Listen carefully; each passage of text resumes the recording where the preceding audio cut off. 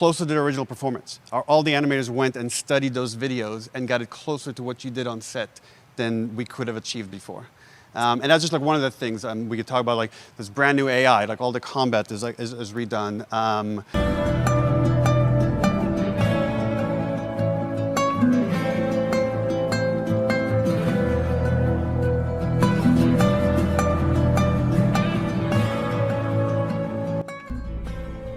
You can't keep getting away with it!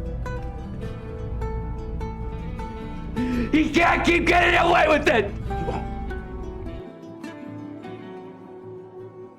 Okay, in this video, I'm going to be ranting a little bit about Sony, about PlayStation, about Naughty Dog, and about The Last of Us Part 1. I wasn't expecting to be talking about The Last of Us Part 1 so soon. I guess it makes a little bit of sense that we are, because I talked about this game yesterday. A leaker came out and revealed new images of The Last of Us Part 1, which really isn't that big of a deal. I mean, it's not like you can really leak a game that's already been out for many years now. But what they did reveal, and what a lot of people didn't believe, was the leaker claimed there were no gameplay improvements made, at least no meaningful gameplay improvements.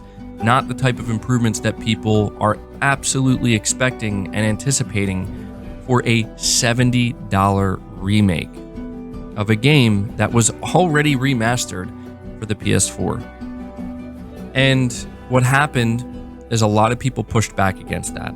Now, in my video yesterday, I took a stance in the middle where I said, you know, it would be very disappointing and it would be kind of crazy and a little bit insulting to me if this turns out to be true. I even went as far to say that maybe the leaker just missed some things. Maybe the leaker isn't aware of all the changes that were made. And, you know, I kind of gave Naughty Dog once again and Sony the benefit of the doubt, because we don't know if we can trust this leaker. And a lot of people also pointed out the fact that if you go to the PlayStation blog, or if you listen to what Neil Druckmann said when this game was announced at Summer Game Fest, it really seems to emphasize that, oh yeah, there are some major changes made to the gameplay. They're basically making it seem like what you can expect as Last of Us Part 2 level of gameplay and animations and, you know, new things that you can do with the gameplay that just simply didn't exist with the remastered version of the game and the PS3 version of the game. And I think, again, this is a very fair expectation. This is what most people are expecting for a $70 remake of a game that just got remastered. I have to continue to emphasize that. So it's understandable, and it's actually reasonable why a lot of people would turn and say, I'm not going to believe this leaker. Why would I believe this random leaker when, you know, I have Sony out here saying this stuff and Naughty Dog saying this stuff? What, are they lying? Well, the leaks continue, and unfortunately, it seems like they might be lying. And some people are probably going to say, well, I don't know that I would call it a lie. Maybe by gameplay enhancements, they were just referring to the DualSense, right? And maybe just a few slight changes and things like the, you know, for example, when Joel is working on upgrading his weapons at the bench, they did take a feature from The Last of Us Part 2 where you now see him kind of, you know, in real time upgrading his weapons and changing things, and they did add those animations. But when it comes to the raw gameplay, the combat, well, about 6 minutes of gameplay leaked, and according to this leaker, this is the most updated build of the game. And fans were extremely disappointed to find out that it turns out the leaker was correct. There are no significant or major gameplay changes. Now, I watched this gameplay, and I watched it a few times over to see if there was anything I missed, but I didn't miss anything. This is The Last of Us gameplay, unchanged. It is identical to the first game, down to the animations and seemingly down to the AI, which is quite disturbing because Neil Druckmann claimed that they did redo the AI. Maybe they did, but from what I saw, it just is The Last of Us remastered with a, you know, a new coat of paint. That's all this is, and that really bothers me. That really bothers me because we are continuing to see Sony just completely erode and throw out the goodwill that they spent an entire generation acquiring and building up. This is really bothersome to me because I've seen Sony since the start of this generation. Since the time Jim Ryan took over as the head of PlayStation, I have seen Sony actively mess up over and over again. And I know that there are some PlayStation fans that are so loyal that no matter what Sony does, and no matter what they get called out for, no matter how egregious it actually is, no matter how wrong it clearly is, people will just claim, at least some, that, oh, people are just exaggerating. People are making a big something out of nothing. And that's not how I see it. I do agree that there are times where people go a little bit overboard. People do over-exaggerate. I mean, that's all too common these days, so I can't blame people for sometimes having that mentality. But at the same time, we cannot lose the forest for the trees here. We have to see this for what it is. The Last of Us Part 1 is a cash grab. Absolutely. But it becomes even more egregious as the weeks go on. And something that somebody pointed out to me that really bothered me, because I didn't really think about it until I read this person's comment. They were like, isn't it kind of crazy how Sony opens up pre-orders for this remake and they show a trailer of this remake where they show, cutscenes from the game. They show some environments in the game. They talk about all of these major changes that they've made to the gameplay, how they reworked it from the ground up, but they never actually showed the gameplay. They never actually gave us any gameplay at all. And that they still opened pre-orders and they still came out and said it's going to be $70, $100 if you want the Firefly edition. You see, it's becoming just so clear that the only thing that matters to Jim Ryan and the only thing that matters to Sony is the bottom line. This is about money. This isn't just about making a lot of money, because here's what I want to make clear. I understand that, it's the business, right? This is a company. Sony is a corporation. They're not our friend. They are a corporation.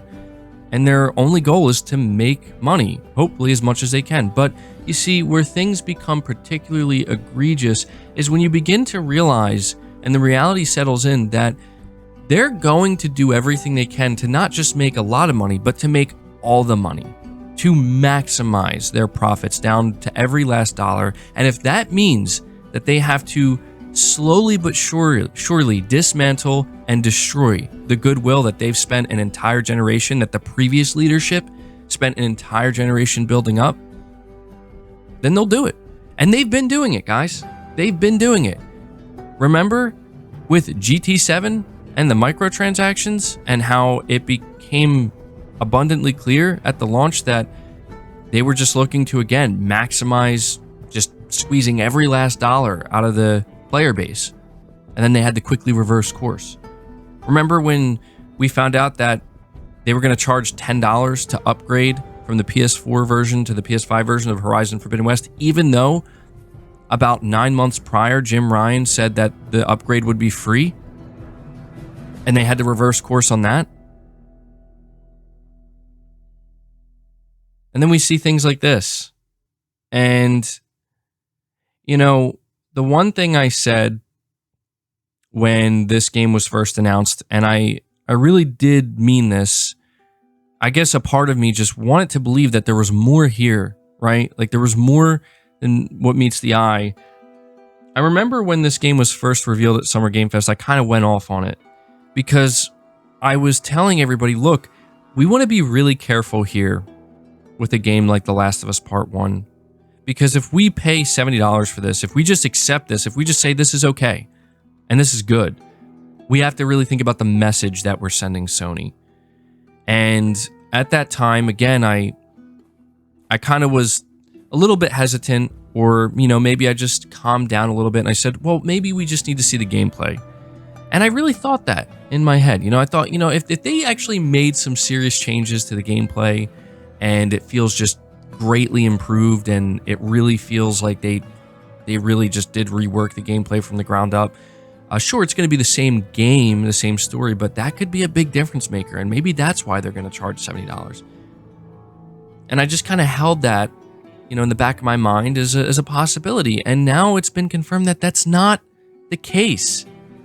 They're out here trying to charge $70 for the same exact game, and I know that there are going to be people that are like, this is surprising to you? You didn't see this coming? Like, no, actually, I didn't. Because I didn't think Sony had the audacity to actually do this. I didn't think Naughty Dog would be okay with this. I didn't think Naughty Dog was willing to just sacrifice their reputation in the name of extracting as much money from your customer base, from your fan base, as you possibly can. And I think what really bothers me more than anything about this situation is that this is on another level. This is Sony trying to take the mile. And what I mean by that is we gave them an inch, now they're trying to take the mile. Because there have been situations in the past with remakes and remasters where, some people are a little bit upset, some people are questioning this, but it's kind of walked this, fine line where it's like, okay, I guess it's okay. I guess it's passable, right? Like, it's not the worst thing ever. And so we gave them that inch. And now with The Last of Us Part 1, they're trying to take the mile. So I'm not going to sit here and tell you what you should do with your money. I know for a fact that there are going to be a lot of people, probably millions of people, who buy this game at full price. But for anybody who may be listening to this, we just have to really think hard and consider the message that we are going to send Sony, if we choose to buy this game. All right. The message that we're going to send Sony is, hey, you can remake this game that was already sold at full price on the PS3 and then remastered again on the PS4 and sold at full price. You can remake it by just updating the visuals, making no significant changes to the gameplay, actually removing content in the form of not having the original Factions multiplayer mode there at launch, and you can actually even charge more money. You can charge $10 more, and we'll be okay with that. We will give you the mile. I need that to sink in. If you are okay with purchasing The Last of Us Part 1, you just need to understand that the message you are sending Sony, maybe not Naughty Dog, because I don't know if it's Naughty Dog's choice or not, but the message you are sending Sony is it's okay for you to take the mile. And in my opinion, that's when things really start to go downhill. People right now are worried about the future of PlayStation. They're worried about the fact that Jim Ryan is out here saying, you know what the future of PlayStation is? 10 live service games. Now, I try my best not to jump to the worst case scenario and the worst conclusion, that being that this is going to ruin PlayStation and that this is going to just completely uproot everything that makes PlayStation great. I don't want to assume the worst. But that's the thing, is when you don't assume the worst, but yet you continually see the worst happen time and time again, or you get very close to the worst case scenario, it's really hard not to. Now, we have God of War Ragnarok coming up, and that game is going to be $70 on PS5. Now, when I look at The Last of Us Part 1, $70 for PS5, and then I look at God of War Ragnarok, $70 for PS5, one seems like it could actually be worth that $70 purchase. The other, absolutely not. I feel like the only time The Last of Us Part 1 would probably be a worthwhile purchase at $70, and even still this is pushing it considering there are no gameplay improvements, is if it's your first time playing the game. That I can kind of understand. And I have seen people, they say, look, I've never played this game, this is going to be my first experience. And I think that's actually like pretty justifiable. Like, I could understand why you want to buy it and why you're excited for it. But for somebody like me and millions of others where I played this game already, I bought this game already on the previous console, and it's a great game. Like, I want that to be understood, and I think that's where I'm going to end this video. I'm not trying to take anything away from the game. The Last of Us is one of my all-time favorite games, one of the best games ever in my opinion. I love the story, I love the characters, I love the journey that Joel and Ellie go on. You guys know this. That's why I didn't feel the need to have to say it.